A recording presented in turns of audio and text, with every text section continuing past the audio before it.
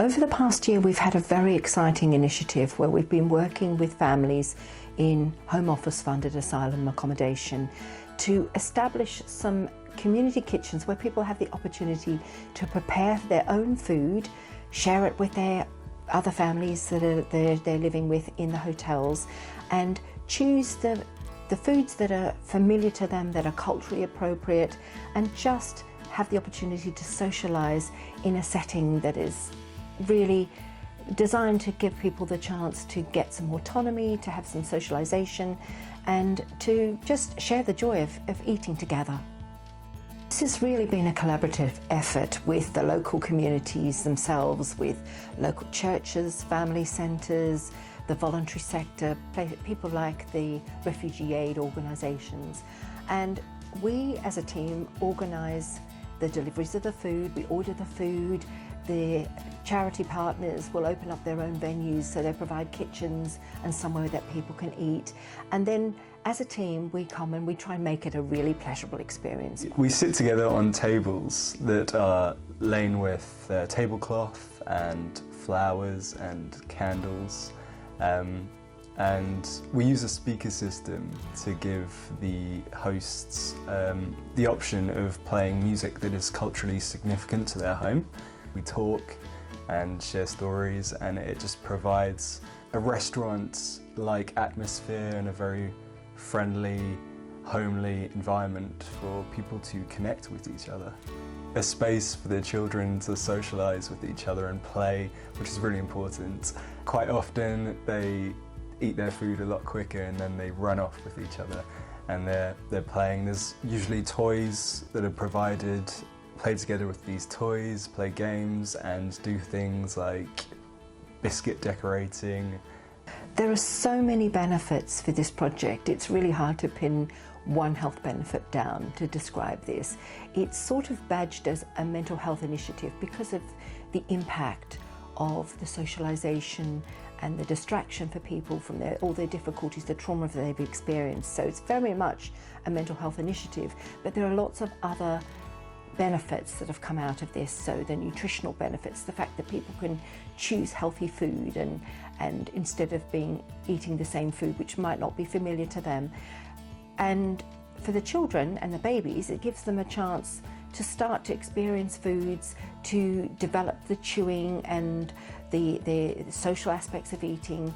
And we're seeing this as a really important thing to help children adapt to the schools and the nurseries and the places that they're going to go to, because the foods are very unfamiliar.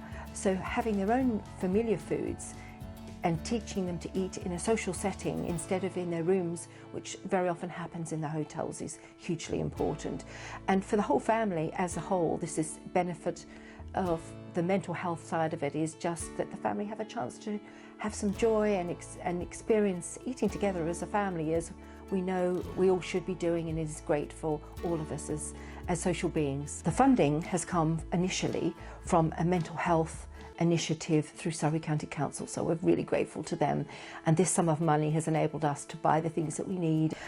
Interestingly, as we've built trust and if people have relaxed in this social environment, we've had some disclosures of all sorts of things, of people's current state of their mental health, where people have been feeling suicidal, and retrospectively they've described how actually getting out of those four walls has been enabling for them. The other thing is that people have talked about their journeys over the food, chatting about their background and where they've come from and the sort of food that they would have been cooking at home. People have told us about their experiences fleeing persecution, fleeing war, fleeing all sorts of things that are just unimaginable for us.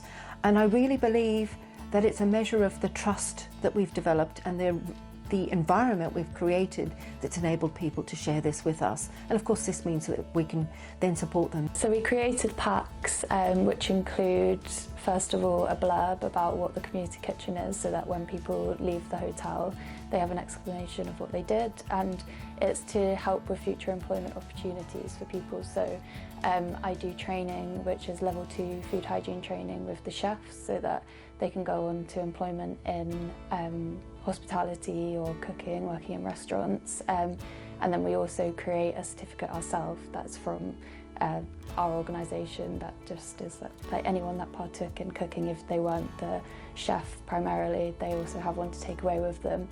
And we also created aprons that we have a little logo designed by a native El Salvadorian asylum seeker who was an artist back home, and he created a little logo for us which we've printed on the aprons, and we put those in the packs for them. And they can take this away with them, the idea being that when they do have the opportunity to go to work, that they can use this almost as a CV to talk about their involvement with us and what they've done to help them maybe get jobs in catering or restaurants or anything to do with food. We're looking at that.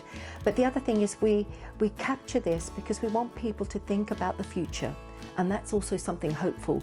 So to have this pack, which is evidencing what they've done and being able to be used for employment purposes, is giving them the idea that this hope for the future, which is another fundamental principle with supporting people's mental health.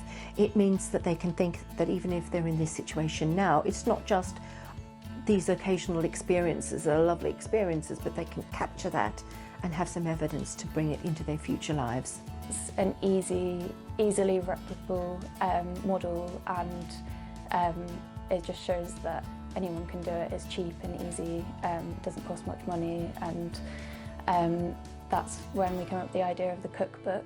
So we started retaining people's recipes written in their own languages, which we're going to put into a cookbook and then translate it into English. And along with that, we're going to do a little blurb about why people are seeking asylum.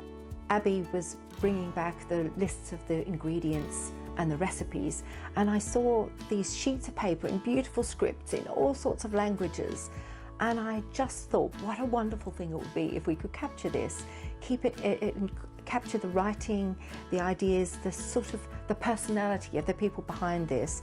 What we would like to do is to collect all of these recipes and use this as a means of fundraising to continue the work with supporting the mental health of asylum seekers in whatever form that's likely to take in the future, but also to show something about the stories of the people who have been involved in this project, why they had to flee their countries, and I feel that's really important. We know that only about 20% of the input for health and care affects people's health outcomes. There are so many other determinants, the wider determinants of health. We're looking at their socialisation, we're looking at mental health, we're looking at where people are, about their backgrounds, their futures, their opportunities, their education, their language, access to health or not, and the barriers that people face. So all of these wider determinants of health, we're looking at aligning this with a whole range of strategies and health objectives that are wider than just the individual or just one small project. And I think that's the power of this. And as we know, it's not just about us being involved in this, it's very much about the collaboration and all the bits of the puzzle, all the bits of the voluntary sector, our partners, our funders. How this works together means that we can achieve so much more than the small team that we have trying to do this initiative. So it's bigger than the sum of its parts, and I'm very, very proud about that.